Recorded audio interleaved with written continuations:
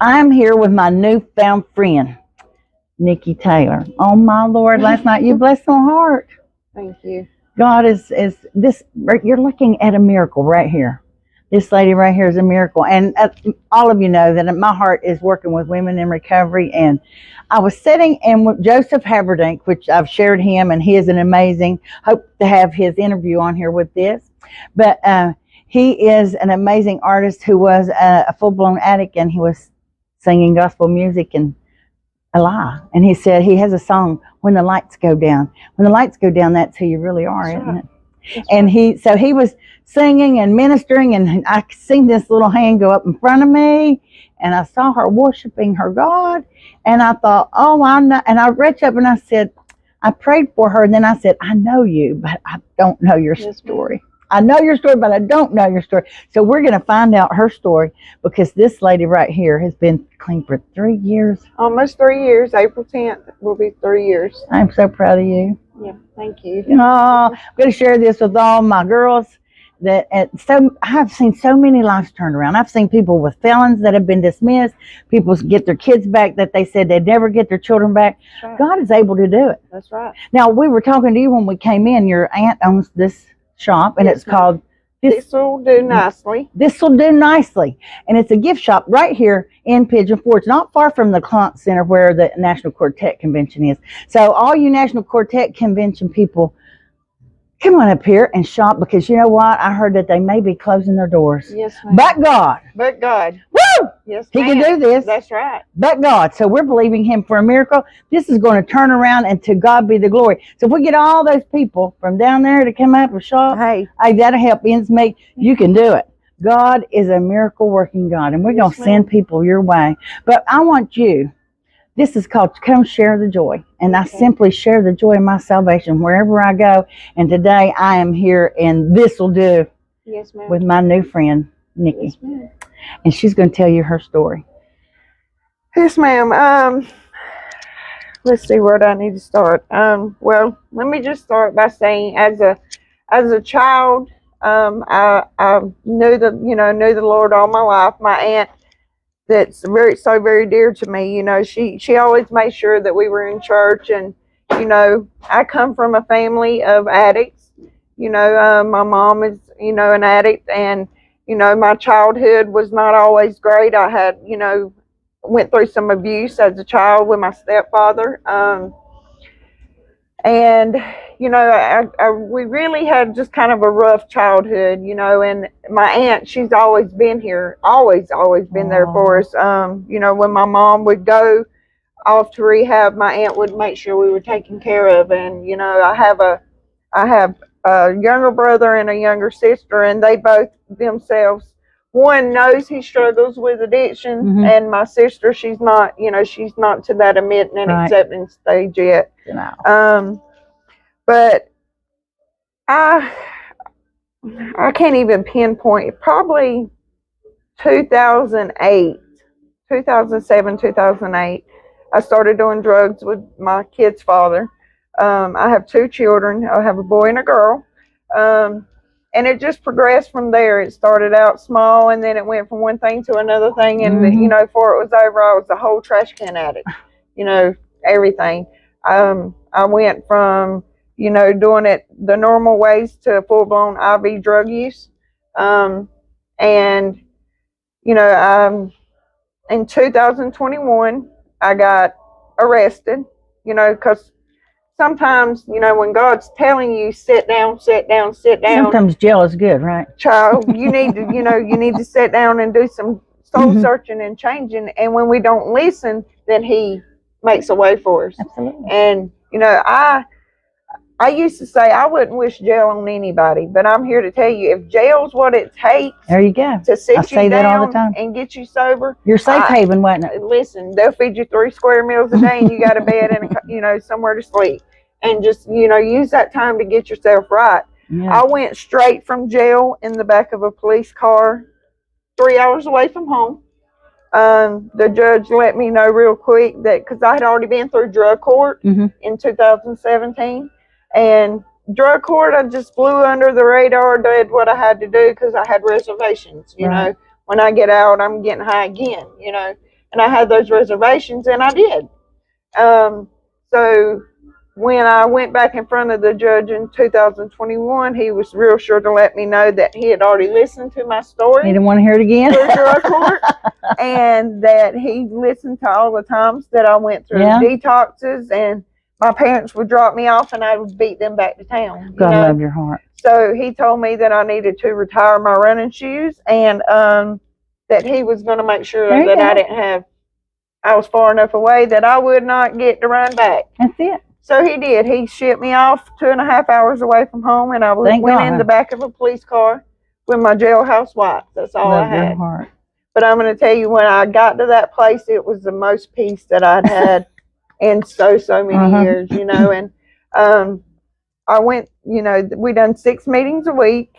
It was not a state-funded facility. You had to get a job, and you had to go to work immediately. That's good, isn't it? Nobody was going to take care of you there. You was not going to lay up on Raquel's couch and not do anything. There you go. That's how you were going to get your butt up and go to work. Yes. And so that's what I did. And for the first 6 months, I'm not going to say it was terrible, but I had a lot of changing to do. You know, it wasn't that the place was terrible. It was that my attitudes and behaviors and actions, that's what was terrible. Right.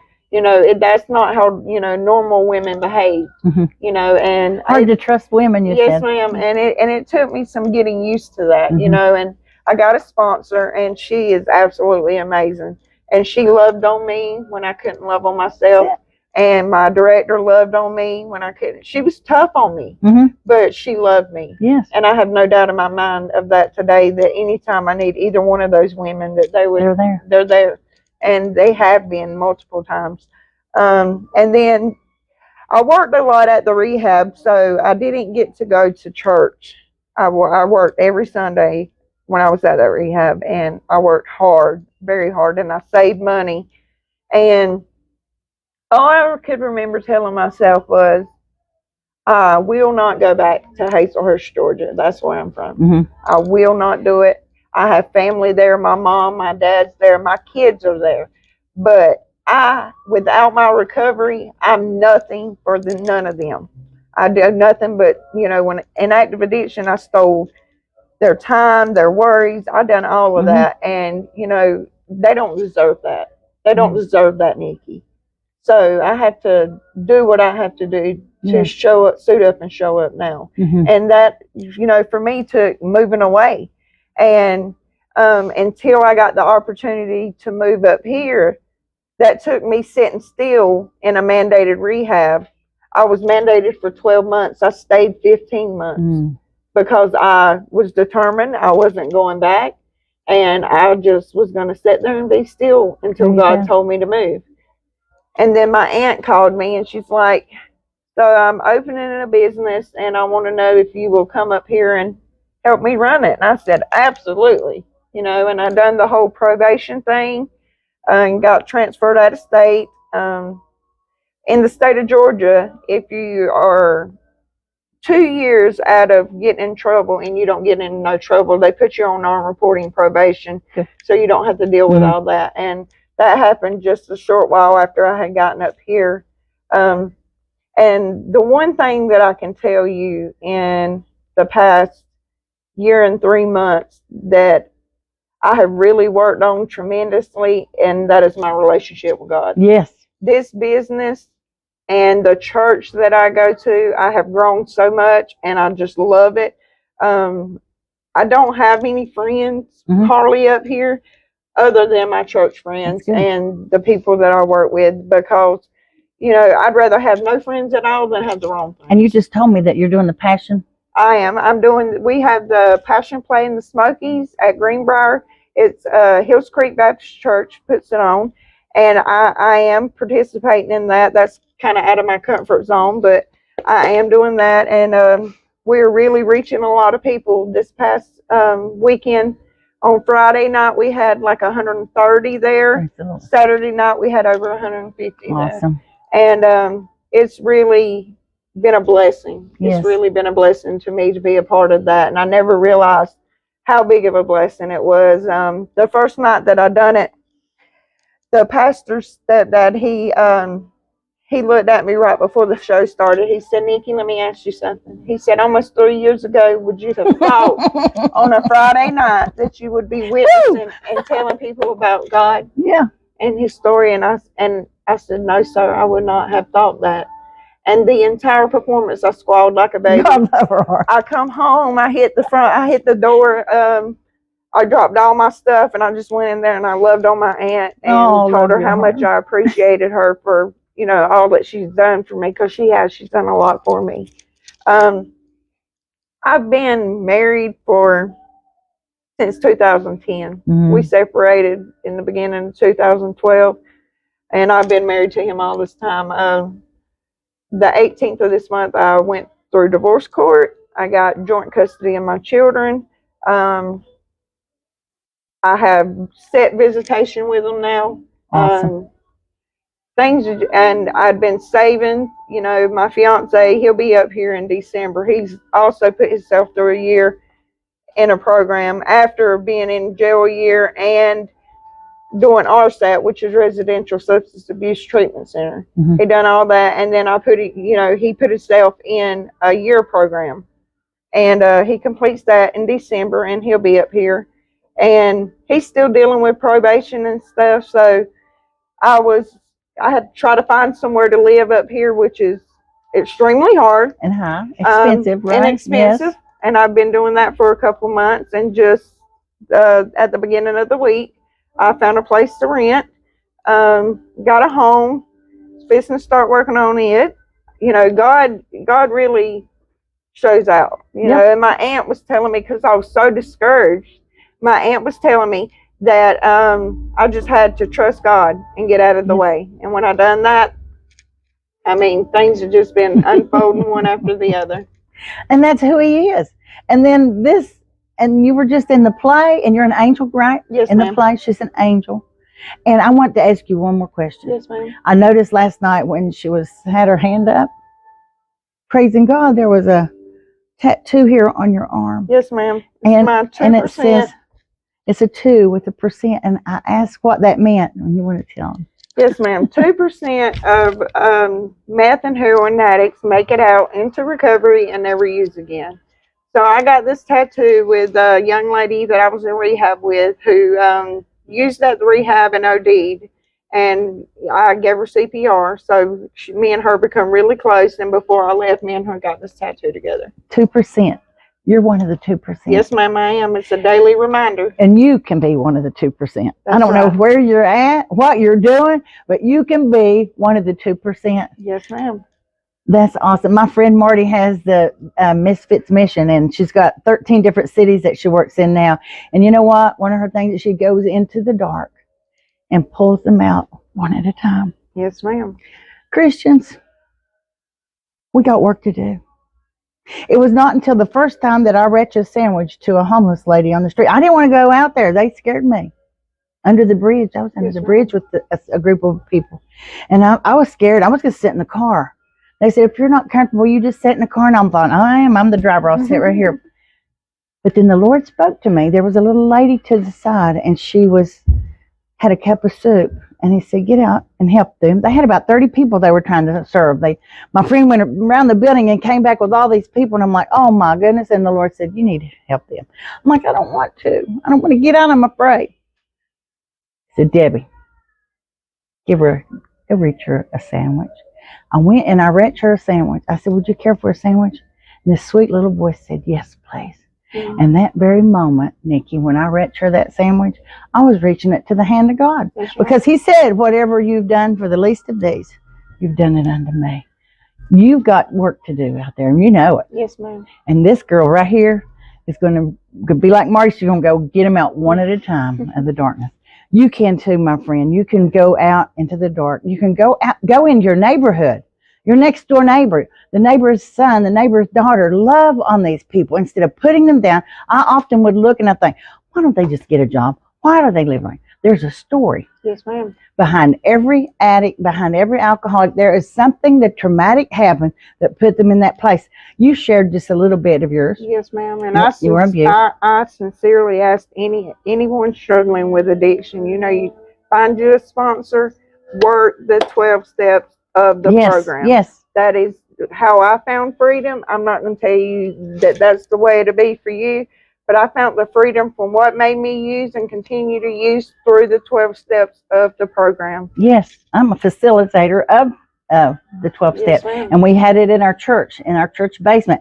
And Joseph Haberdink has that song, The Basement, and it brings back so many memories. Yes, ma'am. But I have so many success stories. Some go by the wayside. Sometimes it takes 3 or 4 times before it. How long did it take you? I mean, how many times were you in recovery? I was in detox centers multiple times. Mm-hmm. I've been locked up multiple times, but I've only been in one residential treatment center for long term. And what turned the light on? What finally? I was at the Brookside Women's Shelter, and this little girl told me, she said, I was 8.5 months pregnant, and it was a big snow. We live in West Virginia. We get a lot of snow. A big snow. I was walking down the road, and my mother passed me by, and it was 0. And she said, at that moment, I hated her. Yes, ma'am. But she said it turned on a light that I needed help. Yes, ma'am. That triggered her. Yes, ma'am. That storm. So yours was? Mine was when I was in jail, and I was content. I was happy to be there because I was tired, you know. And when you're in that situation and you're content, that says a lot. Oh, yes. Says a lot. Oh, you were just done. Yes, ma'am. Done. You're not done. No, ma'am. God's got great work for this lady right here. And Thank you so much. Please stay in touch with me. I will. I love you. Yes, ma'am. And last night, God puts us where we need to be. That's right. And you are one of my where to be places. Yes, ma'am. God love you. And thank you for being a guest on Come Share the Joy. Yes, ma'am. Thank you. I want you to listen really close to this.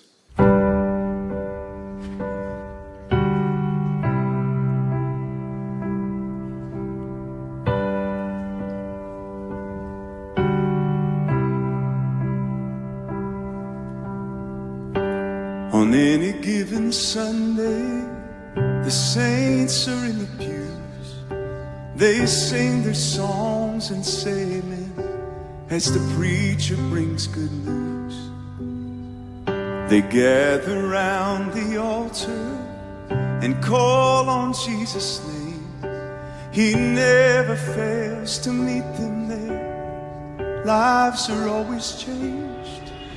But on any given Thursday night, down a creaky flight of stairs, through a door that never shuts just right, in some worn out folding chairs, there's a different kind of desperate most folks never see. And if you think what happens upstairs is amazing, wait until you see what he's been doing in the basement. There ain't a lot of shouting, much less suits and ties, cheap coffee and the smell of smoke, some coming off a high. Hello, my name is so-and-so. Hello, we're glad you came. And just like that, this worn out room becomes a holy place. 'Cause on any given Thursday night, down a creaky flight of stairs, through a door that never shuts just right, in some worn out folding chairs, there's a different kind of desperate most folks never see. And if you think what happens upstairs is amazing, wait until you see what he's been doing in the basement. Oh, if you've never seen a miracle, I can tell you where they meet. I know at least a dozen, and you know one now, 'cause you know me. On any given Thursday night, down a creaky flight of stairs, through a door that never shuts just right, in some worn out folding chairs. There's a different kind of desperate most folks never see. And if you think what happens upstairs is amazing, yeah, we all know what happens upstairs. It's amazing. But wait until you see what he's been doing in the basement. I think I saw him in the basement. God bless you. I love you.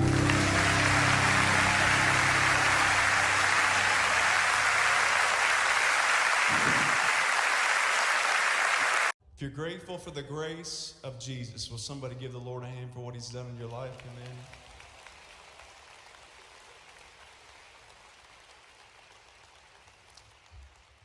I know most of you know my story, but let me tell you, for those of you that don't know about the grace in my life, 8 years ago I was a prescription drug addict.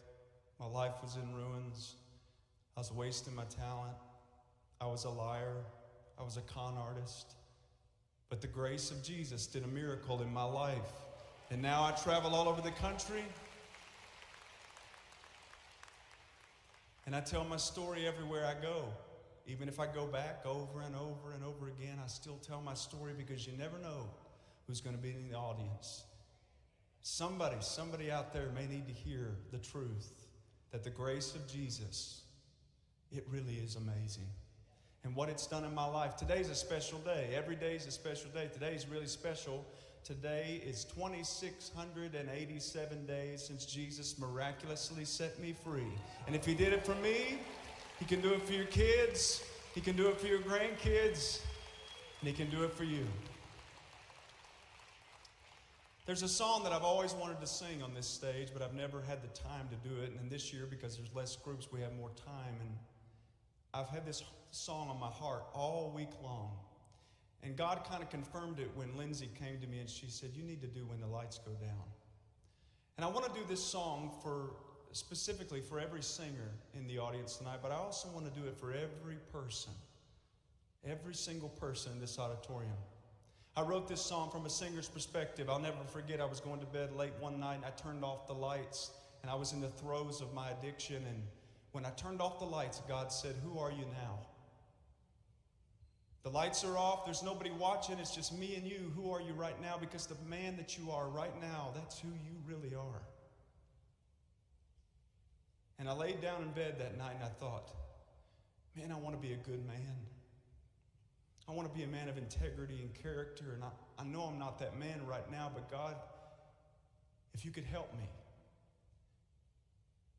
I'll be that man.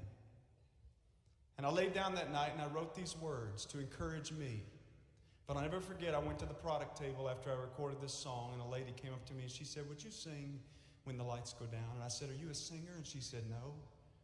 She said, but that song has challenged me to walk closer to Jesus. You know, the people that we are when nobody's watching, that's who we really are. And so tonight, as I sing the words to this song, it's probably the most personal song I've ever written. I hope that you will pay special attention to the lyrics. You listen.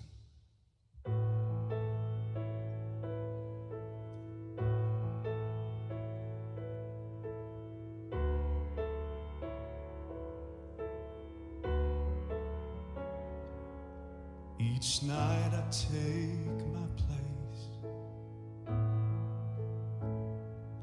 I stand, I sing, I praise. And every single face is staring back at me. But do they believe that it's more than just a show? Well, deep in my heart, I know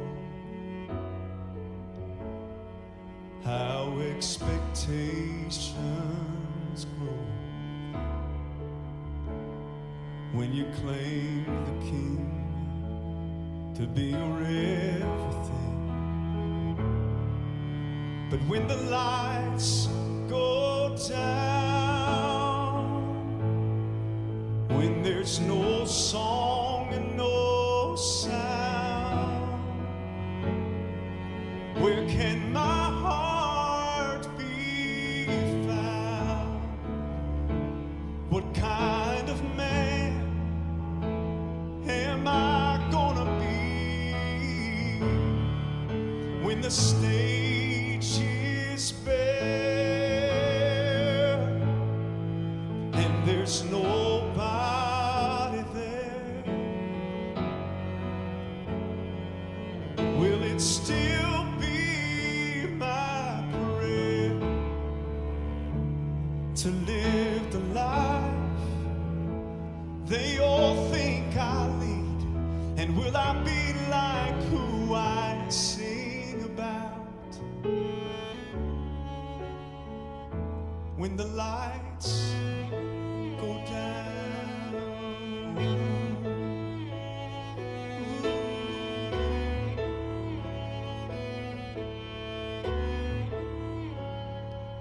When the applause has died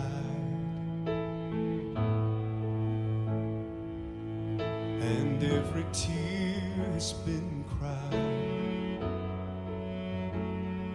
emotions I've held inside, no one else can see. I feel so unworthy when all the music fades into a yesterday. There's still a secret place calling out to me, and I know how this seems, but when the lights go down, when there's no song and no sound, where can my heart be found? What kind of man am I gonna be when the stage is bare and there's nobody there? Will it still be my prayer to live the life they all think I lead? And will I be like who I sing about when the lights go down? I wanna be like who I sing about when the lights go down.